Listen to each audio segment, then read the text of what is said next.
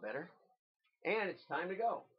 Boy, time flies. Okay, so today I want to talk about this article on Skyward by Page here. It's quite a long article. And, you know, every day I see more about how you have to do this, you have to do that in marketing. You have to have your big data. Now they're actually saying that big data isn't enough. It has to be mega data, or it has to be max data, or, you know, everybody's got their buzzwords, and it gets a little tiresome, to be honest. Because back when I started, it was, is there a way to use computers in marketing? And now you're just overwhelmed with stuff. So anyway, so this is a characteristic article in a long line, talking about how you got to get this right. If you don't get this customer persona right, you're in big trouble. And I actually did some strategic planning with a client, and we did a lot of talk on customer persona. And what this article says is that you should not call your customer a consumer. You should come up with a name for the consumer. Okay? Southerner, Eagle Scout, Red Sox fan, we align ourselves with communities, okay? We are individuals with individual nuances, right? And yet when we put on our marketing hats, we say, what does the consumer want? And the answer is it varies. It varies a lot, okay? Marketers should be, it says marketers are more concerned than ever with developing a personalization strategy and creating authentic, trustworthy content. Okay, right. I'm good with that. Authentic. But what does that mean? I mean, do you know the name of your customer? Well, it depends. I mean, if you're a direct marketer, yeah, you can look at the actual names, right? But if you're selling Mountain Dew, you know, the guys pick it up at the grocery. And I'm not saying girls don't drink Mountain Dew, but I think it's targeted a little more to crazy young men who need a boost to go off the cliff, right? Along with Red Bull. So this page says, shedding the consumer label starts with recognizing the human experience. So we have to think about our customers as more human. Okay, nice image. And then what goes down here, and they talk about this Fitzpatrick who's explaining all this stuff to us. It says that his agency, Almighty, which is a heck of a name for an agency.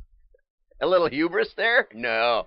Anyway, found that most brands today have a limited scope of the customer journey, failing to account for behaviors that occur outside of direct interactions with their organization. What does that mean? What could that possibly mean? You know, I've had some bad chainsaws for a couple of years, and lately they hadn't been starting. And, oh, by the way, so you didn't know that.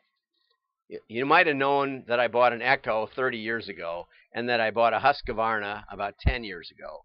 You wouldn't have known that they were both sputtering a bit and getting harder to start. And then there was a big rainstorm and a huge log fell across my driveway, which happens every now and then. So I went to Menards and bought a cheap chainsaw, which I basically could not even start, took back. What was my customer journey? I watched a lot of YouTube videos on what chainsaws are best. It turned out none of them were as good as my Echo or my Husqvarna once we figured out how to fix them, which now I found a guy at the hardware store who collects Echoes, my model. He doesn't want to ever part with them. He says, I've even learned to make my own gaskets for the engine. Anyway, all of those things I just told you, that whole thing is outside of direct interactions with your organization. You have to understand on the customer journey that almost nothing you know about me, you know almost nothing about me, even if you know all about my customer interactions with your organization. you know nothing. You really know nothing. Okay? Got that? So if you want to start content marketing and storytelling, in reality, here you go. In reality, customer behavior is rarely simple. Every person's journey is multifaceted and compounded by things entirely unrelated to your business goals. You know, Blockbuster told me that the top 10 reasons people, this is years ago, the top 10 reasons that people went to a Blockbuster were weather related. They actually had a business dashboard. Every day it told them where the biggest amount of videos were rented, what city, and the weather in that city.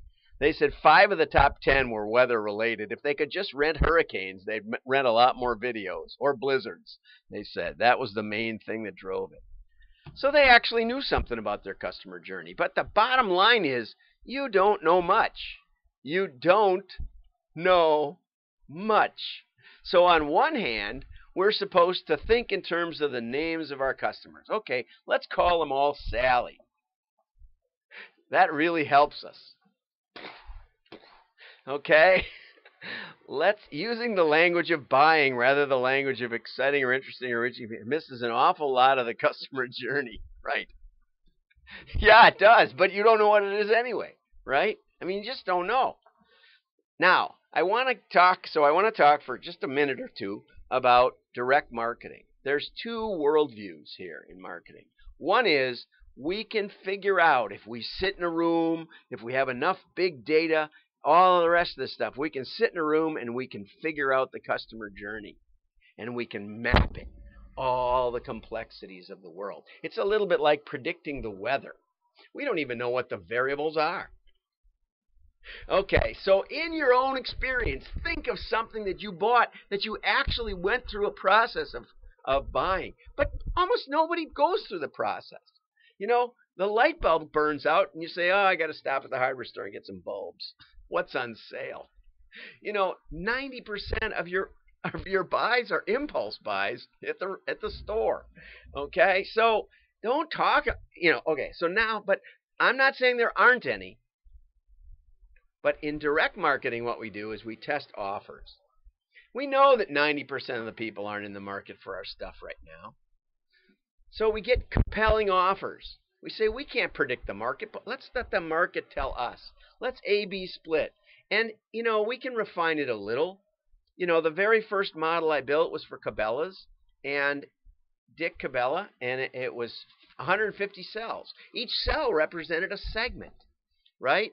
And I would walk through it with him, and I would say, if you had one catalog left, would you want to send it to somebody in a blue-collar neighborhood or an upscale suburban neighborhood?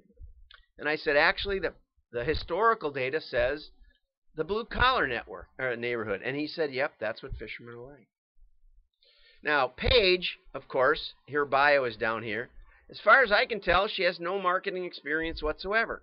Wrote a very nice lifelong bookworm, has a BA in English and journalism from Boston University, and she's worked for a bunch of other magazines. She's just taken somebody's opinion and made an article about it. Bless you, Paige. Feel free to connect with me on LinkedIn. Okay? But this is what your industry is piling on you. You have to know your customer journey. No, you don't. You don't know it. You're not going to know it. I don't know my own customer journey. Think about that. Relax. Have a cup of coffee. Join me every day for thought-provoking marketing content. I'm John Miglautsch, president of the Wisconsin Direct Marketing Association and founder of the International Society for Strategic Marketing. So all we got is 10 minutes. We're going to stop. Here comes the buzzer. Oh, it's an awful alarm. Anyway, signing off.